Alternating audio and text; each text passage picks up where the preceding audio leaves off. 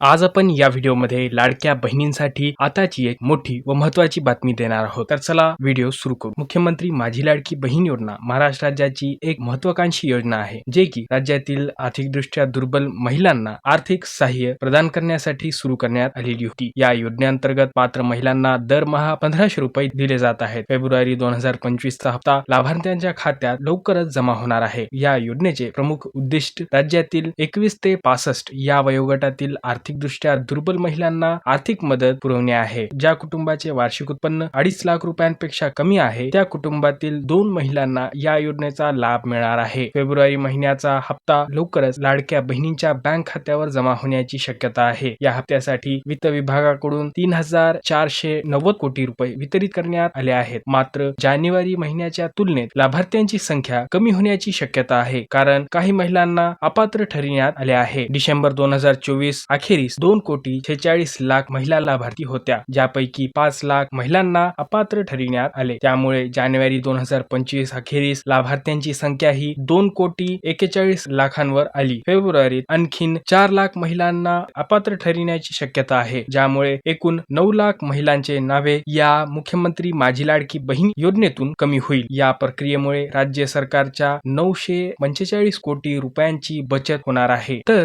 या मुख्यमंत्री माझी लाडकी बहीण योजनेतून कोणत्या लाभार्थ्यांना अपात्र ठरविण्यात येत आहे, तर चला हे जाणून घेऊया. जे लाभार्थी दुहेरी लाभ घेत आहेत, जसे की नमो शेतकरी योजना आणि लाडकी बहीण योजना, या दोन्ही योजनांचा लाभ घेणाऱ्या महिलांना या योजनेतून बाद करण्यात येत आहे. या योजनेसोबतच इतर कोणत्याही योजनेचा लाभ जर का कोणी घेत असेल तर त्यांना या योजनेचा लाभ मिळणार नाही. नंबर 2, 2.5 लाख महिलांच्या कुटुंबात स्वतःचे वाहन असल्यामुळे त्यांना देखील या योजनेतून अपात्र ठरविण्यात आले आहे. नंबर 3, जर का निकषांचे पालन न केल्यामुळे देखील या योजनेतून महिलांना अपात्र ठरविण्यात आले आहे. अनेक महिलांनी निकषांचे पालन न केल्यामुळे किंवा अयोग्य माहिती दिल्यामुळे त्यांना अपात्र ठरविण्यात आले आहे. लाभार्थी महिलांनी त्यांच्या बँक खात्याची तपासणी नियमितपणे करावी. त्यासोबतच बँक खात्यामध्ये ई-केवायसी करून घेणे देखील आवश्यक आहे. बँक खात्यासोबत तुमचे आधार क्रमांक लिंक असणे गरजेचे आहे. जर का बँक खात्यात ई-केवायसी पेंडिंग असल्यास देखील तुम्हाला या योजनेचा लाभ मिळणार नाही. त्यासोबतच अर्जदार महिलेचे किंवा तिच्या कुटुंबातील वार्षिक उत्पन्न 2.5 लाखापेक्षा कमी असावे. त्यासोबतच अर्जदार महिला ही महाराष्ट्र राज्याची स्थायी रहिवासी असणे आवश्यक आहे. तर या योजनेअंतर्गत कोणकोणत्या महिलांना लाभ दिला जाणार नाही? ज्या महिलांचे सरकारी नोकरीत कार्यरत कुटुंबीय आहेत, म्हणजेच त्यांच्या कुटुंबात कोणीही सरकारी नोकरीत असेल तर त्यांना या योजनेचा लाभ मिळणार नाही. नंबर 2, ज्या महिलांच्या कुटुंबात कोणीही इन्कम टॅक्स जर का भरत असेल, त्या लाभार्थ्यांना देखील या योजनेतून काढण्यात येईल. नंबर 3, ज्या कुटुंबात कोणाच्याही नावावर 4 चाकी वाहन नोंदणीकृत आहे, त्यांना देखील या योजनेचा लाभ मिळणार नाही. यामध्ये ट्रॅक्टरला वगळण्यात आले आहे, म्हणजेच ट्रॅक्टर असल्यास तुम्ही या योजनेसाठी पात्र असाल. नंबर 4, ज्या महिला कोणत्याही अन्य सरकारी पेन्शनचा लाभ घेत आहेत, त्यांना देखील या योजनेचा लाभ मिळणार नाही. नंबर 5, ज्या महिला दुसऱ्या शासकीय योजनांमधून दरमहा 1500 रुपयापेक्षा जास्त लाभ घेत आहेत, त्यांना देखील या योजनेचा लाभ मिळणार नाही. आता या योजनेचा लाभ घेण्यासाठी लाभार्थी महिलांच्या नावावर स्वतःचे बँक खाते असणे आवश्यक आहे. त्यासोबतच ते बँक खाते आधार सोबत देखील लिंक असणे गरजेचे आहे. बँक खाते हे NPCI म्हणजेच नॅशनल पेमेंट कॉर्पोरेशन ऑफ इंडियाशी देखील लिंक असणे गरजेचे आहे.